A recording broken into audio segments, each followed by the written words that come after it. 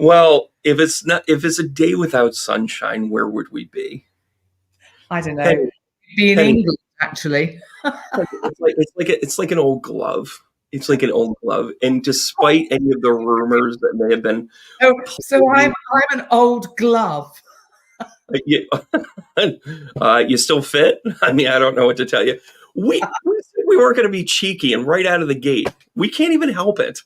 I have a feeling I've just deleted myself from my channel. No, you haven't at all. Actually, you are all set. I'm showing that we are now simulcast, You which sure? is you're You seeing. sure? Are you sure I'm That on? we are now simulcast, Uh, which is you're seeing. Are you I, sure I'm on? We are now simulcast. excuse us, everybody, while we just attend to these technical sort of Gosh, things. But this is I why just we have. This is why we have 3 hour shows. Just letting you know. technical sort of it says it's you. It doesn't seem to say it's me. Oh well, I don't understand. Anyway, okay. Penny, we are currently streaming. By the way, somebody give a shout out to Penny's channel. Just say I'm on Penny's channel and I can see you. So, guys, you are on Penny. Look at that. Susan Fabian says, "Oh my gosh, here's Hey, the proof." Susan. Are Oh, here, here we are. fantastic. So one of the fun things, it's wonderful that you guys are jumping on. Laura, Sheila, amazing. Laura. Thanks, Yeah, guys. Shirley, hi. We're going to get to some questions and answer stuff a little bit later. So hang in there. Make sure you kind of stay tuned to this. Connect the dots as you go along. Jot down some questions as you go. As we go along, we'll kind of save them for the last few minutes at the end. But and by the way, despite any rumors of the internet, Penny, Penny and I, Penny and I are still in a love triangle, and it's just the two of us. It's awesome. It's fantastic. So we're talking cheap about everything, but what's going on in the world? This is a common theme. If you've been seeing my channel, you heard me talking about it. Kind of American centric. Penny, certainly you have been, seeing it from the European side of it. And the magic of this kind of conversation is kind of doing the Venn and the diagram. And, with me again is Penny. Penny, how are you? Good evening or good morning to you, but good evening for me. I'm doing really well. I have never been so busy in my life. As you know, I'm recovering or nearly recovered from the back surgery. And so it's all go for you and I now, Brandon. That's cool. It's all Sorry? about the timing. It's all about the timing. So, Yeah. I really noticed that some things have been amiss. I mean, energetically, what we're dealing here in the U.S., we're so consumed with the nonsense of the non-political party and Trump and the Republicans and all that crap. And it's, and like the shiny new penny and Kamala and like not all this glitter isn't gold, but it's, when war has broken out, like don't kid yourself. This isn't just a couple of skirmishes anymore. Growing up hearing there was a bombing in Lebanon or something in Beirut, and you would hear these things and kind of be like, okay, here you go. The astrology, you and I have always, our bond is always this, like, it would be things like Hezbollah, Mars and Gemini. Like it would just like those are just our texts, just to let you guys know. But what's your feel from a European standpoint about this kind of worldview? The reason I suggested to you that we focus on the hotspots of the world, being very careful about whom we mention, what we mention, because we are in a state of war, and I think we have to be very super mindful of what we actually say online, okay, because they pick up certain words. And so I'd like to say to everyone watching, we will not particularly talk about the names of countries that we're talking about astrologically. The country astrology chart will appear with to start with the new moon annular eclipse in Libra, the solar eclipse, because that started the whole show, basically, just over a week ago. And there are a few other things that are kind of coming. And we're also going to be looking at the full moon that comes a bit later this month, because I just feel these two are kind of significantly linked in. And yes, to talk about the energy for everyone, I think, has been exhausting, Yeah, extraordinary. I agreed. think there is a lot of fear-based thinking that goes round. What are you Winner, doing? I'm What? pointing at you because you're dead on What's actor. Dead on actor. I'm twiddling you. What do you think? What do you think's going on here? Like I'm tickling you. Damn. so romantic? No, no, but it's and let's remind everybody, like there's always cycles, right? And there's always Yeah, duality. We're picking apart the new moon and the full moon here, just like we have eclipses. yeah, Kind of like we have eclipse season and one matches the other, and this one goes to this one, this one goes to that one. The Aries to the Libra one, which is what we're talking about now, and everything's going to be okay, guys. Everything we're about to say is going to make you go, oh my gosh. But I'm telling you, just like so long as the sun rises tomorrow, we're in good shape. We got a shot. That's the thing you have to remember with all of this. But that doesn't mean that it's easy. It doesn't mean that you don't have your bar exam tomorrow. It doesn't mean that you're not in the final, throes of that tough conversation.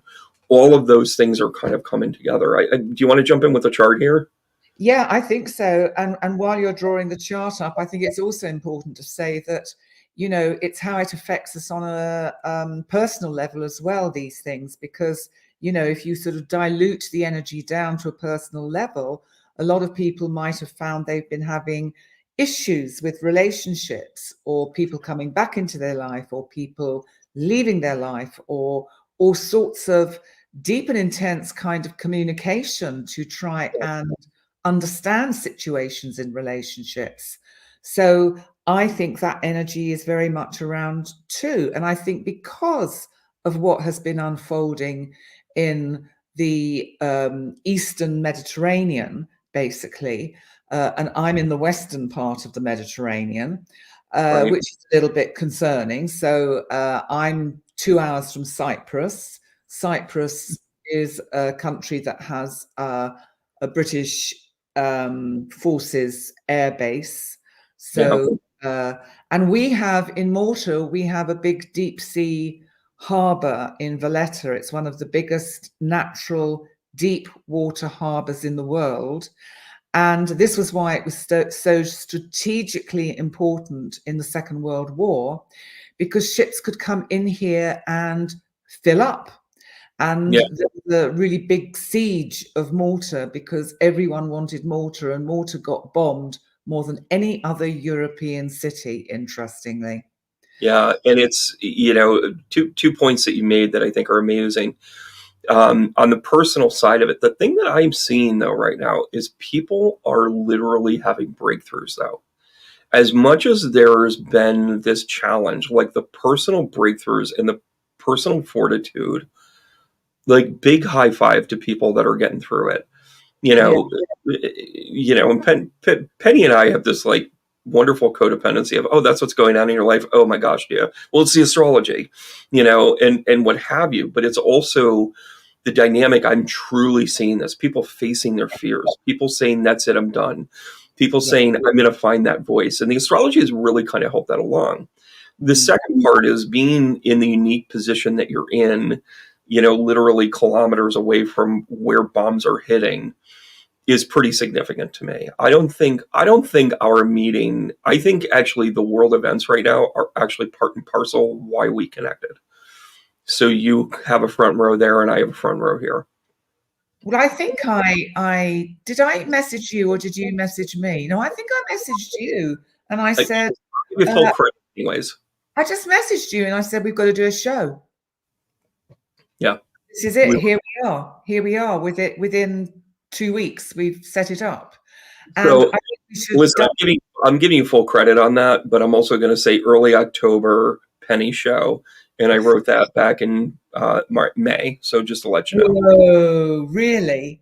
So yeah. So listen, in this chart, what jumps out at you for this one? Okay. Like, Well, where's this transformation we're talking about? okay. Well, there is. I don't see particularly. This is the new moon solar eclipse, which was known as a ring of fire. And interestingly, the Middle East, the areas that we're talking about, are known as a ring of fire, which I just found extraordinary. Although the eclipse itself was not visible, as you reminded me before we started, it was not visible in any parts of the world that most of us are in. If you were on Easter Island, you would have had a great view of the ring of fire, because what happens is the moon is actually further away from planet Earth, which means it doesn't completely cover the sun. So when it goes in front of the sun, between the Earth and the sun, you get this ring of fire. And now Makemake, which is a small dwarf planet, which is a creator god, and it's all about food and grain and regeneration. It's the nurturing goddess for them, right? Yeah. Is the god, it's the god for Easter Island. They see it as I believe, I might not be right, but I think it's a no, and it's the Rapa Nui actually found that as the fixated planet, that they felt that their island was the placement in the world connected to the Makemake star. So they thought that the map of the universe was points to go, which is why they knew that there was a world outside of their island, but they knew to stay within their island. And when they had people come from outside, that's part of why they created the statues the way they did. So that's just a little touch of the history. But yeah, back on the astrology, you got it. Makemake was conjunct the new moon in Libra in the second house of this chart. So opposite the 8th house. Now, what's the 8th house? Death, transformation, enormous change, its secrets revealed, because, you know, by zodiac, it's a Scorpio house. So it has those qualities. It has all the Scorpio tendencies. And then look at Saturn, where in the 7th house, which can be enemies as well as loved ones. And you've got Saturn there in Pisces, conjunct Juno. And I find that fascinating, because Juno is about, this is like stabbing someone in the back. 100%. And I also think, go back to Pisces, you know, representing Saturn here. Up is down and down is up. Anything that you think is structured, you're going to pull it apart. Anything that you think used to be, the used to be ways are gone. You cannot accept them for as they are, which is why you're personally feeling these things, because the things that you used to be able to do, whether it be your self-medication or whatever, you can't do anymore. And then you have the idea of like, okay, well, what are you going to fill it with next? What are you going to represent? You know, what are you going to spend your time on now that you no longer waste it? And that's part of what's going on here too. But representative to Israel, though, the friends and the enemies thing is that's their existence since 1947. It's always been about us versus them, which I can't imagine living like that. But here we are. But also, you know, and here we are. But it's like it's actually been going on for over 2,000 years. This is a battle that never seems to have an end. It's almost like a myth, a fairy story of, you know, there is something I think highly symbolic about the eye for the eye, the tooth for the tooth. I have a friend. Hammurabi's code. It was a shortcut to decide things for other people. When Hammurabi ruled this area, it was all about saying all things are equal. It was actually socialism to a T, but it was you being able to say, like, if you take this, you lose your hand, whatever the afflicted part is. And it was brutal. It was brutal. I mean, Justinian's law replaced it later, but you know, one thing that I notice here with the Israel chart, and it's Israel's birth chart, and just to explain to everybody, the setup of this chart is we went with Israel's birth date, right? Where it came into effect, where it was a territory, and then it formally became a land, you know, its own country. How about what else is going on here in the 7th house? Well, with Juno. Well, Juno is about commitment and relationship. It's much more about commitment than Venus is. Venus represents relationship, but Venus is much more the divine feminine. Venus is much more the idealized love, whereas Juno is, I think, much more the romantic, profane love. Yeah. And what Saturn basically conjunct Juno. So you've got, I just think you have something two-faced going on here, Yeah. about not being able to trust anyone. And I want to point out also that the country is going through the same thing that I'm going through, with Uranus conjunct its natal sun in Taurus Mhm. in the ninth house. You know what I think is going to ultimately happen? Yeah, I, let's go there. I think this country's borders are going to extend, Mm. because that is the shock and that is the surprise, and that is what nobody thinks can happen.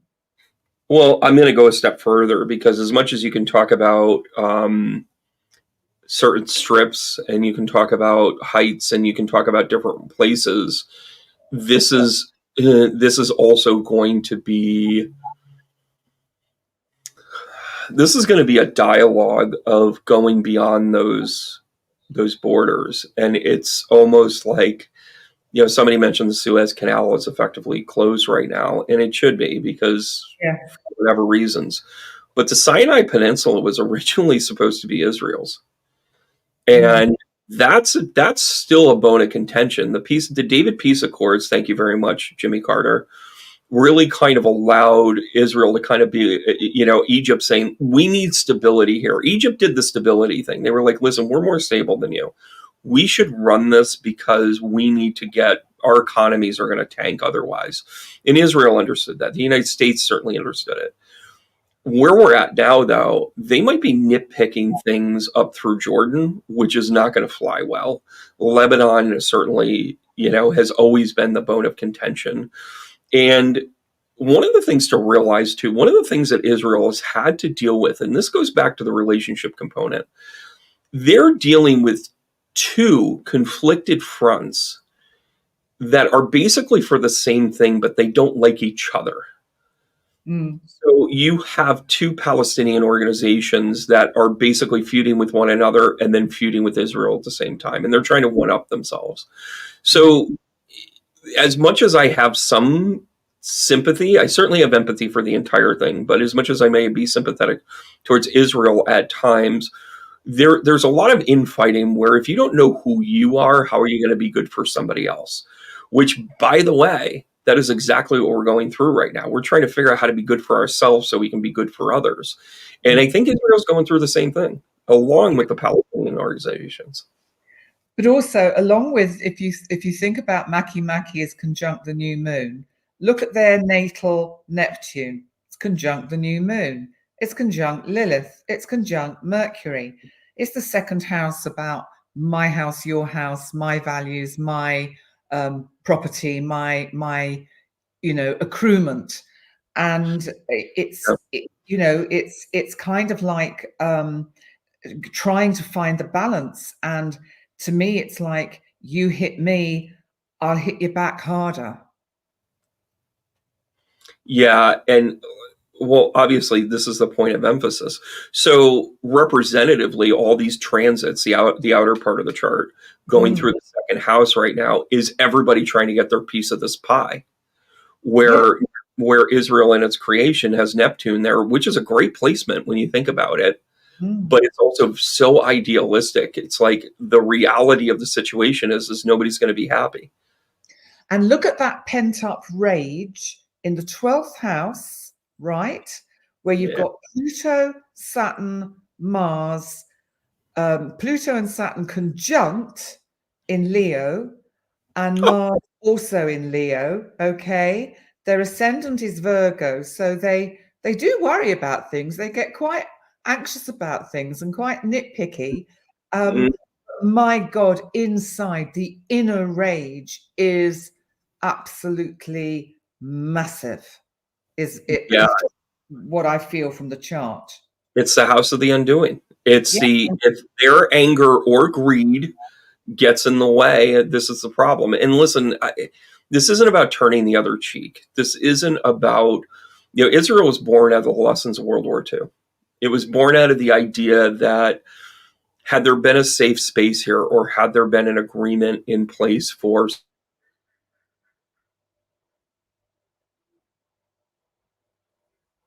Hello. Hello. Being kind to whatever organization or people we think we can get over on. It's awful. It's awful. Mm, But it's in the 12th house. The positive spin on it is that, you know what? This is also hopes and dreams, yeah. right? Well, more the 11th house is hopes and dreams.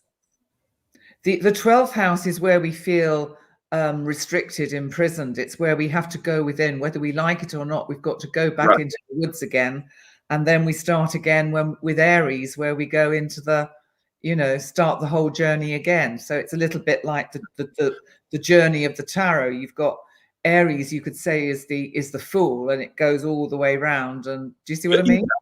You've got to push yourself. And if you read it like a hope of optimism, Mm, you can say like, what are your hopes for power? What is power? That's what Pluto is saying here.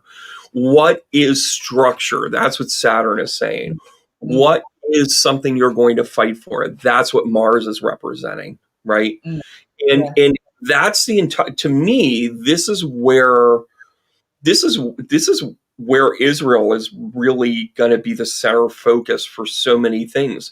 If they get this right, Mm, and everybody's going to be a pundit now. Everybody's a Monday morning quarterback after the Super Bowl and a bombing. But if they get this right, this could arguably be a leader in so many other things, right? It's yes. interesting placement to me.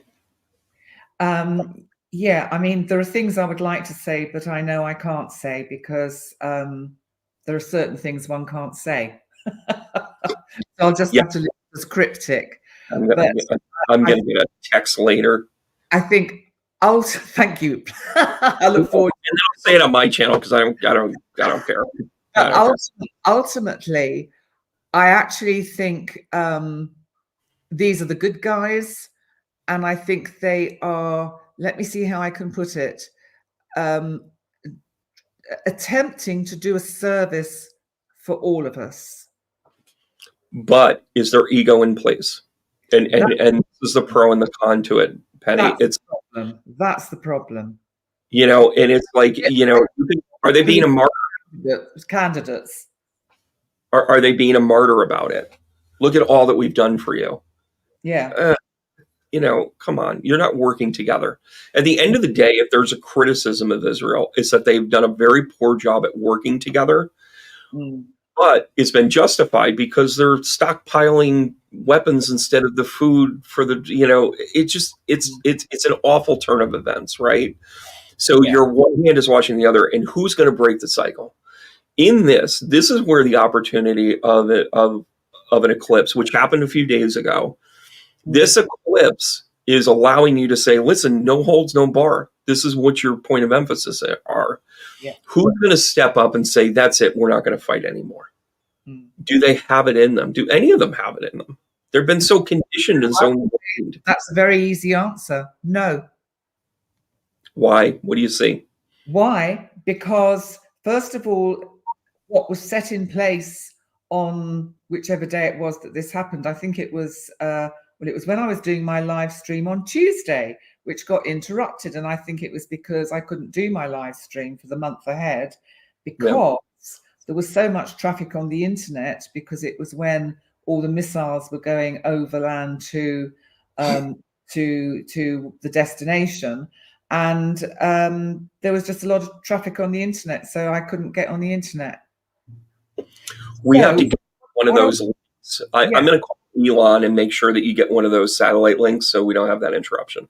that's a good idea. What I want to say, though, is remember, eclipses are a point in time which set a tone or a scene for several weeks and several months. So this is not something that is going to be resolved quickly or speedily. And I think it might be quite interesting to move on to another chart now, because Mm-hmm. I think we need to, what's happening at the moment, and actually you pointed it out on one of my videos where you said, I don't think we want to look at that one. I think we've got too much. Actually, let's look at this one. I tell you why. because we need to know what you over the pond are going to do, if anything. Well, since we're so busy infighting, and by the way, this is a jump ahead to the full moon here in a couple of weeks because we have so many things that are in cross section here. We're going to save like the U.S. election thing for another video because it's too jam packed. Yeah. But keep in mind that that's like our operating system right now. Yeah. You know, having a full moon in Aries, of course, this is when the sun is in opposition to the moon, to the moon. The moon politely sits, and I do mean politely, sits in the We Are family house. It's in the 4th house. Yeah. The sun is in the 11th house by contrast, by the way that the houses work, right? We're into a later an upper number, which puts a point of emphasis to we got to get this done. We got to get it right. We got to get it right. Right. We kind of talk about this in so many dynamics, right? Mm-hmm. Well, don't forget the 4th house for the United States, and rightfully so, is sitting there with Chiron. Give me your tired, give me your poor. Let us heal and fix the wounds, right? The United States isn't in a position, though, to start saying, we're going to help you guys out. We're going to talk through it. We're going to go by path. We're going to do whatever it is we think we can do. But this full moon in Aries is just going to emphasize the wounds of the world. We're actually not going to make it better. I'm sorry, United States. But I think the Western world, I think there's a part of this, and I'm not a big fan of isolationism as a whole, but there are some things where you, quote unquote, mind your own business. Thank you very much. Mm-hmm. There are moments like this. But notice we also have our Pluto return. We're coming close to this. We're still conjunct. Yeah. As a country, we're still conjunct with this. So we're asking the questions. Who are we to our moral and ethical product? Where are we to what is power?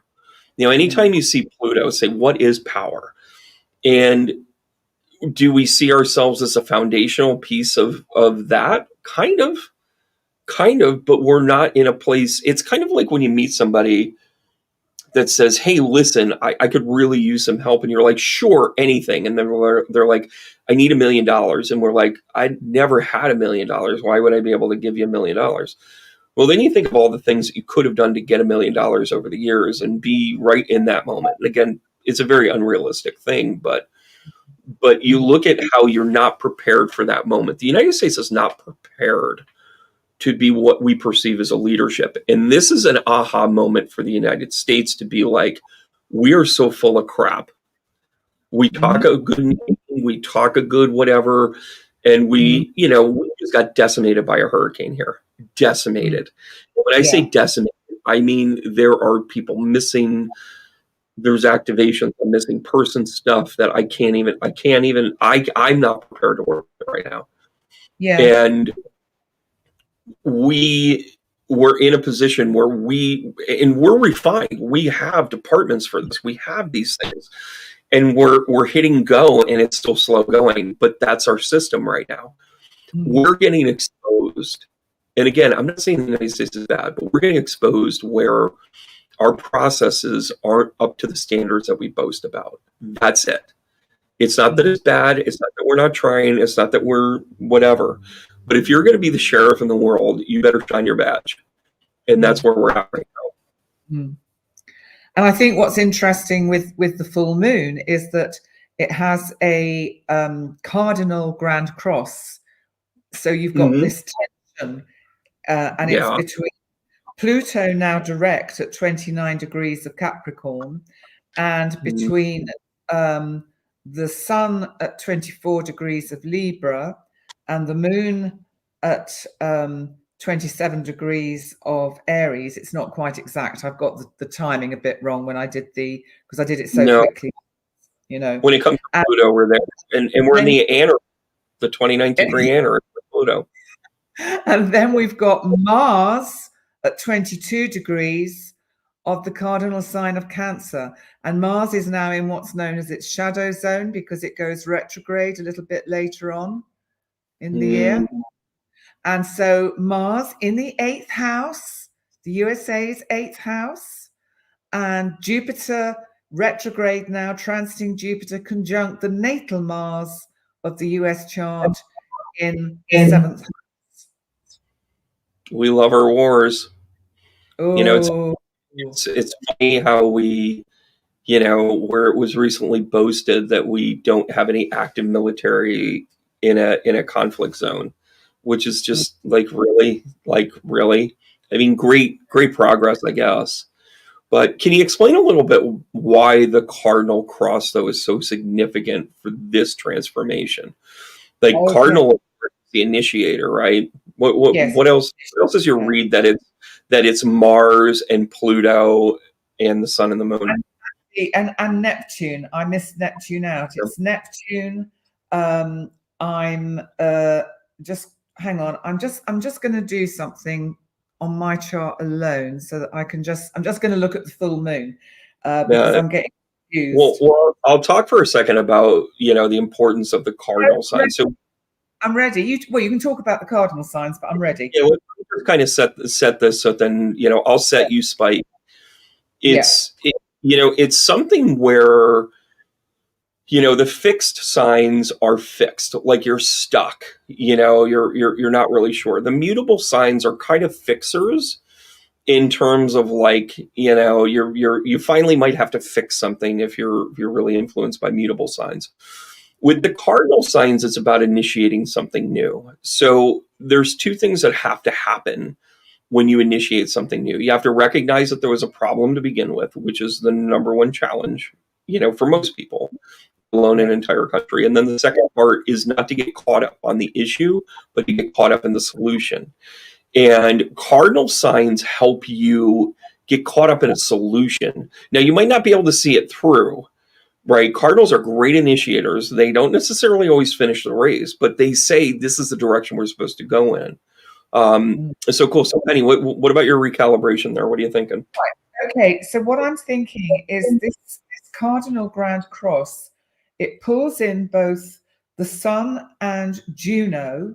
So there is something here about, will you guys please talk to each other? Will you relate? Will you find some balance? Will you somehow sit across a table and talk? So there's something for me very much about the need to communicate, which we know anyway. I mean, it goes without saying.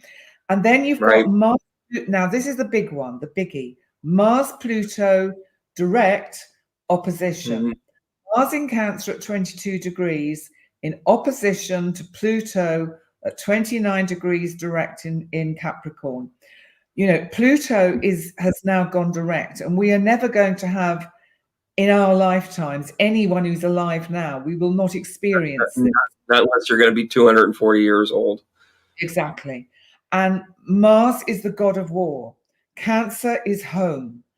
Pluto in Capricorn is saying, and before I leave this institution, I am just going to make sure that I have tidied up the changes that need to happen and brought down the traditional ways of doing things which no longer serve what we should be doing. It is what? No, you are nailing it. You are nailing it because you're also talking about, this is all about action. Yeah. This chart is about action. And this is 8th to the 2nd house. This Mars opposite Pluto is the real danger thing, and it's all caught together with the full moon and the sun. So you've got this full moon, which brings endings, conclusions, resolutions. It's still within the energy of the new moon eclipse because we still are on the Aries Libra axis. So you still got that energy and this cardinal energy. So there is something here about the restraint required, which I think comes from it's almost like things are going to happen over the next couple of weeks where people are going to be, you know how if there's two people in in a bar late at night and they're spoiling for a fight, and their friends are holding them both back from hitting each other and knocking each other out. It has that kind of tension about it. It's like someone has to come in as a mediator and say, whoa, whoa, boys, back off, back to your corners. Let's find another way. So this cardinal grand cross is trying to hold that tension in place and saying, no, even though some things may unfold over the next couple of weeks, and I'm thinking in terms of potential problems in European capital cities. I'm not going to name anything. No, that's a part we got to, yeah. I don't think anything will happen across the pond where you are, because that really stirs up the muddy pond. So listen, we've got enough planned from November 6th on. Don't you worry. Don't you worry. We got plenty of stuff in store for that. You know, an observation I want to point out, and I want to get your take on this too, because I think it's a really, notice how this fixed cardinal cross doesn't even address communication. No. We're not in any of the communication houses. We're not in any of the dynamics that will say like, oh, and this will be easier. So now we have to kind of look at how does communication kind of run. You always look at the third house. You look at the 11th house. Yeah. So you've got Mercury here outside of being conjunct. It just moved outside of conjunct. So it's not even influencing the sun right now. We're moving away from that communication part of it. And you are trying to Saturn here, because we have two mutables, right? And again, this is a fixer-upper kind of positioning, like, okay, where are we going to go now? And then you have, and again, it's a very wide trine here, but then you've got Mars. So there is hope for this to kind of have some communication with Mercury to Saturn to Mars, which is all about the United States struggle right now. The United States struggle is about our structure and why it doesn't work. How were you allowed to have certain things happen? And again, we're going to save that for the other show. But it is not the intended consequence. It is not, you know, it is not the intended consequence of you know, saying that you have the right to bear arms and it looks like an AK-47 to mentally insane people. That's not the intention. That's the spirit of it. So we've got a lot of that we've got to clean up. And that trine buried in this that is going to influence it to some degree. And I think that is where we begin to say to our world pieces, we're not coming in and being the sheriff right here. We have to say there's a lot of things we've got to address here. Yeah. It's like, this is not the time. This is not the time. And I think it would be a huge error for this to be allowed to escalate. And I think that what we have to look out for, or actually be grateful for, is that the Uranus-Pluto trine is actually a trine. So the shocks, surprises may be unusual help from somewhere, unusual effects, because there's no doubt that our sort of star country that is at the sort of the center of all of this is going to want its pound of flesh. And I also think we have to think about other dates, which I didn't think about to get a chart up for, but on Monday is the 7th of October. That is the anniversary of that massacre. 100%. God bless them. And actually, speaking of moving ahead, I want to make sure we stay on time today. I moved the chart ahead to Israel with the full moon in Aries. And just as a quick recap here, again, it's that emphasis of the second house and the 8th house, or in this case, it's the 9th house. So you've got lessons being shown, you know, with it being in the 9th house. This is kind of a rare dynamic. And actually, I'm going to go ahead and say that maybe the timing's a little bit off on this, because it should be lined up at the 24th. So it should actually be in the 8th. The timing's wrong. The timing's wrong. Sorry. That's okay. That's okay. We're human. We're going to be human. So yeah, the section. I just got so overexcited because I thought, oh yes, we must do this and we must do that, and I got overexcited. Listen. It just lets you know that we're not AI. But with the moon being in the 8th house and the 2nd house, here we go again on our structure and other people's money. The 8th house is other people's stuff. It's death, sex, taxes, whatever. So it's the vices that we think we have to grift on other people and kind of work within. And again, that really knocks it out of the park when it comes to this actual conflict. And in turn, it's just dialed differently, right? So you got Mars in the 11th house and in the 5th house in Pluto. So that tells me that they're going to be creative about how they express power. This is going to be this is going to affect everybody. We're going to bring the war to them. The sun is going to be like, hey, listen, we got to get ours. And the moon is kind of representing like, we don't really care about your emotions. We don't really care that you might have a stake in any of this. So Israel's definitely going to be moving in a self-contained, self-satisfying way, I think. That's my quick take on the cardinal cross on that one. Yeah. And I think what we haven't looked at, which is going to be quite useful to look at, are the nodes, because obviously the solar eclipse that we've already looked at brought in the nodes, and South Node eclipse, and the South Node is in Libra, and the South Node is more or less conjunct their natal Neptune. Now, Neptune is water. It could be the sea. It could be, things coming back from the past, which are, Neptune can be confusion, delusion, disintegration, just sort of, oh my God, okay. I just had another really crazy thought, but these thoughts come in sometimes, but I'll message you about that later. However, my crazy thought is Neptune is about viruses. It could. It's that undercover thing of it, and don't forget the positive of Neptune too. It is hopes and dreams. Like the Israel placement of its birth time, Neptune sits right in the middle of almost unattainable world. Yeah. And maybe this is just the reveal of the illusions.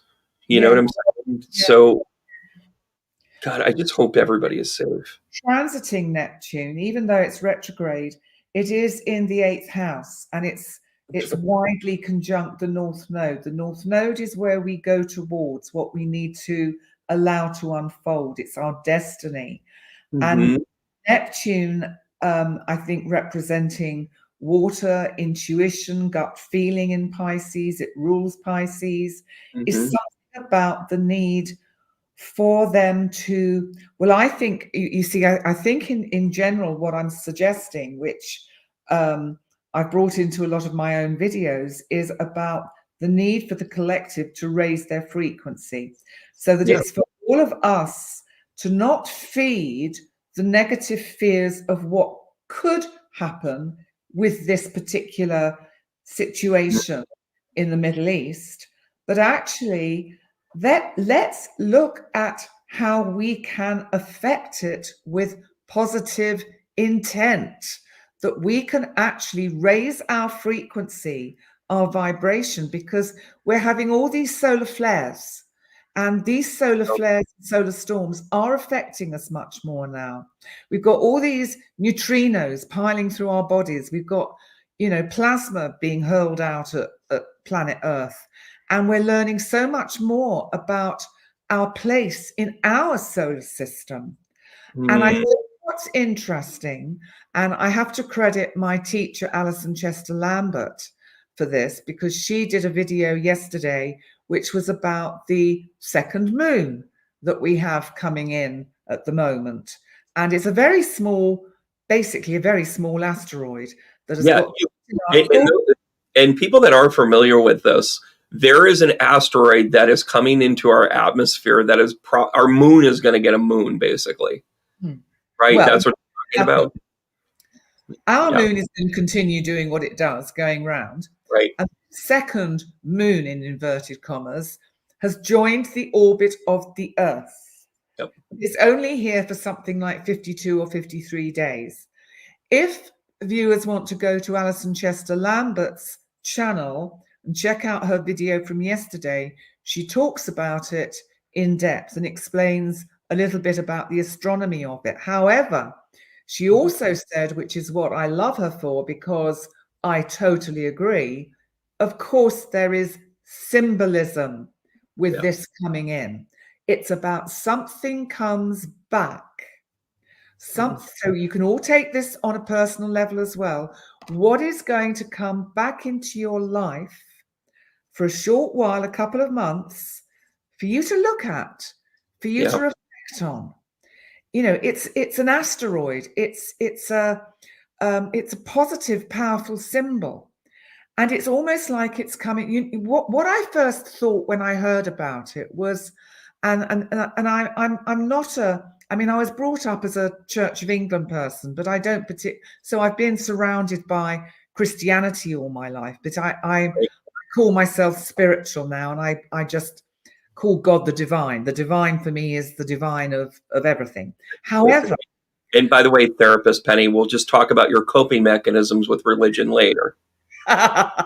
However, what I want to say, which I think is super interesting, is that if you remember, and this is what is super exciting, when Christ was born, okay, there was a star that appeared in the sky that the three magi, the three astrologers, followed to Bethlehem to find where this person, this Christ, had been born.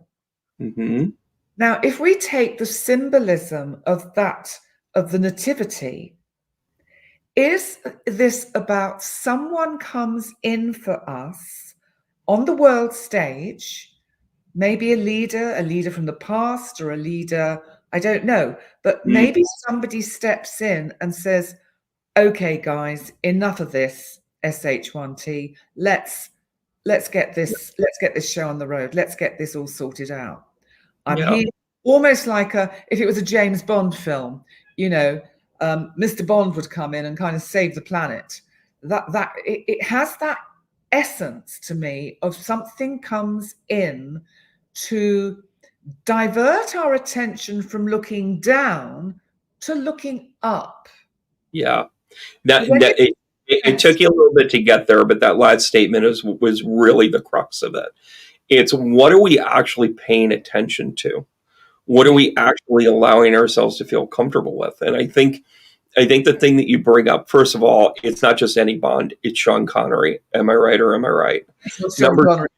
Well, come on, there we go. I mean, the rest of them were okay, but I'm Mrs. Moneypenny. I'm Miss Moneypenny. And now you're mine. Oh my gosh. I'm a secret agent. I'm a secret agent addicted to coffee. I knew it. But the aspect of it, though, of the reflection of like, why is this happening now? You can't escape divine timing. You just can't. You can't ghost a medium, and you can't deny the evidence once you realize it. And that is the difference between things that are like low-hanging fruit and sit in front of you, and the things that hit you like an epiphany. And that's the part that we're at right now. We're genuinely in a position where the things that weren't obvious are becoming I never noticed that before, or hey, I never realized that. And we're waking up to feelings and emotions that we never knew we had, and we can begin to attach them to different things like our healing or the empathy that we should be feeling, which is why, when I looked at all of the conflict going on, it was an in-your-face thing to be like, am I used to this because I hear about a bombing in that part of the world every so often? Or is this really it? And it's like, is it a common distraction, or do we really need to start looking for things?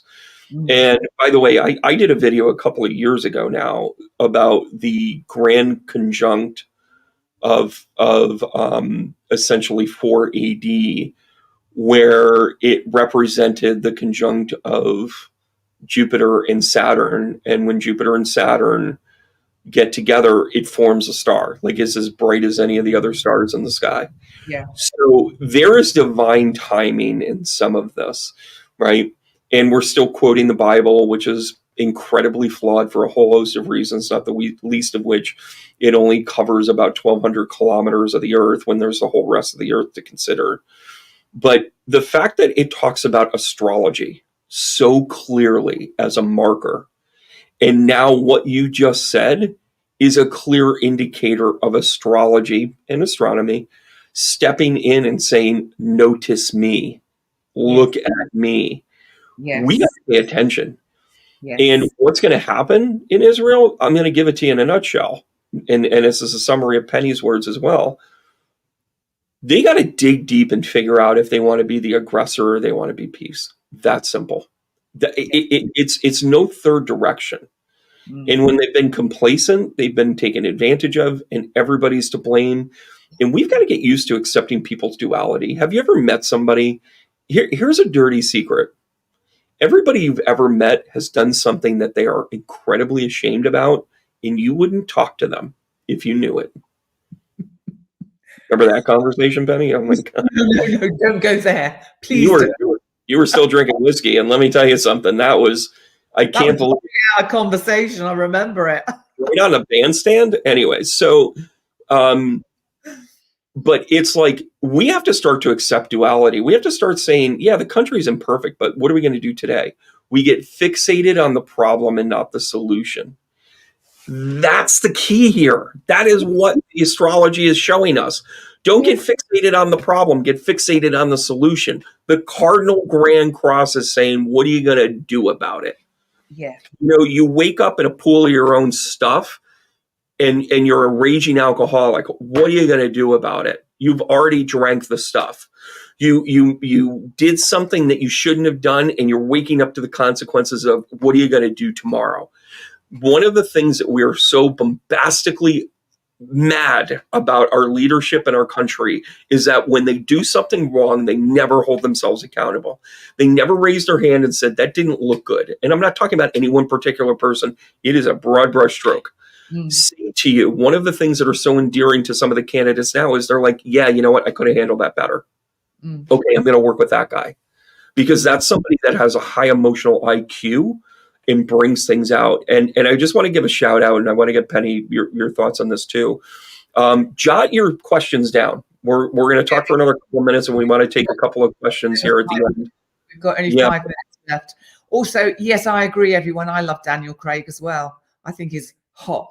So there's a 1 and there's a 1A, right? So, look at that. Hello. Good. Do you get weirded out when you see yourself still? It's really funny. Forever and a day, I'm like that, with the old headshot that's like 5 years old now. I'm like, oh my gosh, I got to change that. And then I go, that's a year ago, but I'm going to do some more photos in the next. Well, you look great. This is a reminder for you to go and register on Penny's website. Make sure you get her awesome newsletter. Make sure that you get her stuff. She's got continuous stuff like classes. She's also going to give you show notes of what's coming, whether you're catching her Astro Bites or her Sundays Lives and that sort of thing. And I think you're skipping this week, right? Well, I think, guys, I probably won't do the live stream tomorrow night. But I'll put a post out on YouTube and just tell you what my thoughts are, because I might do a short video just to tell you what I'm thinking of my program over the next kind of couple of months, because I've got to do all the, or at least I want to do, I'm choosing to do the 2025 zodiac signs for every single sign. And if I overload myself with too much work, because I get so super excited about all of this, I will not be able to get all those done. And I've still got a book I'm trying to write. So I'm going to have to, what I'm going to do, guys, is cut back a bit on the Astrobites, probably 3 a week. You'll still get, by the way, which is really great. I mean, doing 3, I think, is the right number, but that's me. I think 3 a week, including the word of the day.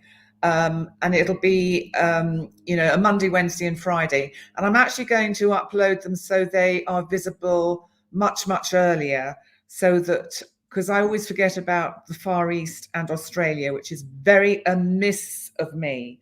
So anyone who's watching this in replay, I'm going to make sure that the astrobites are up early enough for you to catch them. And then that means over the next month or so, I can get the zodiac signs done for 2025 and an overview. I will do a live stream next Sunday, but not tomorrow, because I think I need another day of rest. Over to you, Brandon. And listen, that's one of the things that like we struggle with, because there's so much that we see in astrology where we're like, oh my gosh, we got to do this. Oh my gosh, we got to get to it. Oh my gosh, we got to go live. Remember the time where you were like calling me at like 5 a.m. my time going, we've got to do this. It was I think it was a Putin thing. It was like a Putin assassination attempt or something. They're like, oh my gosh, you got to do this. Listen, make sure you get a couple of questions out there. I know you guys have them. And I'm going to remind you that I have my Astrology 101 class. This is actually your ability to dive into your personal chart. That's how people learn. They learn it from their own perspective. So you're going to pick apart everything from where your placements are to help understand that. And then you're going to be given homework as you exit the class to start to do other people's charts. So you really kind of deepen this. I've been teaching this stuff for a long time. I love to explain it. I love to make it, help you kind of dive in. 2/22 until the end of the weekend. Hope you guys jump into that. It's a fun thing. So Pluto and Aquarius, people are talking about that. Not enough hours in the day. That's the way we go behind here. And Annabelle, haven't looked at it, but I'm going to bring that one up. I think it's a big story waiting to come out, Annabelle. It is time consuming doing the Astro Bites. So I'm just going to, from next week, there'll be one on Monday, then it'll be Wednesday and Friday. And then at least I can start planning the 2025 videos. And next year is going to be another woo year. Yeah. The calm that you guys felt in the last couple of weeks. Hope you can draw back to it. So Annabelle brings up the scandals in Britain about Al Fayed. The misdemeanors towards women. I mean, this is something else that you're going to hear. You heard another country star come out here with their stuff. You're going to see a lot of things kind of get revealed. And one of the things that are some of it's personal accountability, but see how they react to it. See how they say, well, no, that's kind of whatever. Are they going to be bombastic and say, well, they're objects. That's what they're there for. Or are they going to say yeah, you know what? That wasn't a good look for me. That wasn't, you got to do things different. You got to expend it differently in a different way. And listen, people talk about, making mistakes, and people talk about, the idea of. There's an interesting question. Sorry to interrupt you. Will we have a peaceful transfer of power? Kathy Riddle. Kathy, how are you? We're going to do a video about this, aren't we? So. Yeah, we're gonna get together in another couple of weeks. Stay tuned. I love the response. There's been so many of you on the channel. Thank you so much. Be sure to click like and subscribe. There's a lot of things. Is there going to be a peaceful transfer of power? Well, this will be a teaser for the next one. Maggie, Dodie's dad. Yeah. Donald Trump isn't campaigning anymore. I'm talking over you. It's okay. I'm sorry. I said Donald Trump isn't campaigning anymore. Really? That should tell you everything. Oh, he hasn't. No, the two dastardly things that he's doing is the only places he's going to are sundown towns, sundown cities, which if you're not familiar with that is, sundown are the old laws that made sure that minorities were out of the city by the end of the day, that they could only come and work and they had to be out of there. Wow. And there are still active laws on the books, this is the stuff I'm talking about. This is the stuff the United States has to really get its act together. We still have laws on the books that literally say African Americans, Italian Americans, Asians can't own land. We literally have laws on the books still with that. That's the stuff we need to kind of do. So what is a peaceful transfer of power? The acceptance of responsibility. Not everybody gets a trophy, guys. But we will talk about that. But I also want to answer Ravina's question about any thoughts on the climate and especially the ocean's health. You're very worried. I think that that's too big a question to kind of cover here, but yeah, my feeling is in general, planet Earth will always win. We are a parasite, and if we mess up planet Earth too much, she will get rid of us.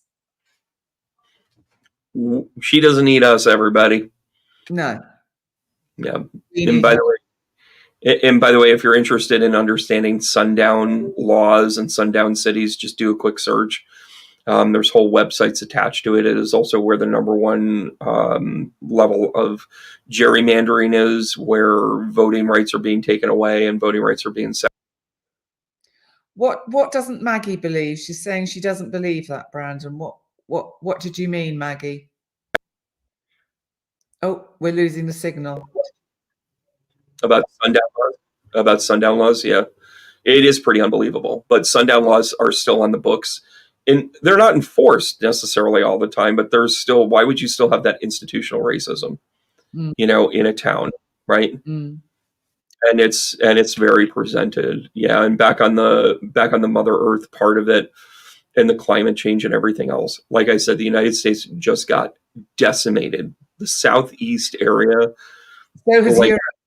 So has Europe. We've had terrible floods. Yeah. Also, Annabelle, I absolutely agree with you about what Melania said about women's rights to abortion. Absolutely. I so admire her for that. Yeah. And it's comeuppance time, by the way. Also on October 17th is a very significant date here in the United States, because that is the day that Donald Trump is supposed to get sentenced. That's the full moon, isn't it? Yep. Whoa. And we have reached the end of our time slot. I love how we keep each other in check. I freaking love it. Well, talking about boundaries, that Pluto energy, people will do 102. People will do 103. Don't you worry. Well, Penny, listen, I just got to tell you, Parry is the most wonderful follower. Please, Parry, if you're not subscribed to Brandon's channel, please do. He's a lovely guy. Love the connection. Nice. Well, Penny, I think we should do this again. What do you say? I think you should. Yeah. I love seeing you. I am forever your number one fan. And I love everything that you're doing, and keep doing it. Thank you. And you do the same, because you've changed a lot in the last couple of years. You're growing up. Well, we're all growing up, aren't we? I was ready to do it. I'm absolutely very proud of you, Brandon Ross. Well, I appreciate you, and I appreciate who you are in my life. So that's why we should be doing this stuff. And whenever we find time, we do. And I think having this purpose to explain astrology in the simplest terms, to not be fear-based, and to, you and I prove that there's a wavelength on this earth that is supposed to work. Yeah. It's like Pam Gregory says. Yeah. Everything should be for the highest good of the self and the highest good of all. And we're going to leave right there, guys. Heart taps. Heart taps, love. Heart all right. tap. We'll see you guys for being there. Like, subscribe, and all that stuff. Share, Rock and roll. We'll see you guys soon. Thanks again. Keep going. Take care. Bye. Bye-bye.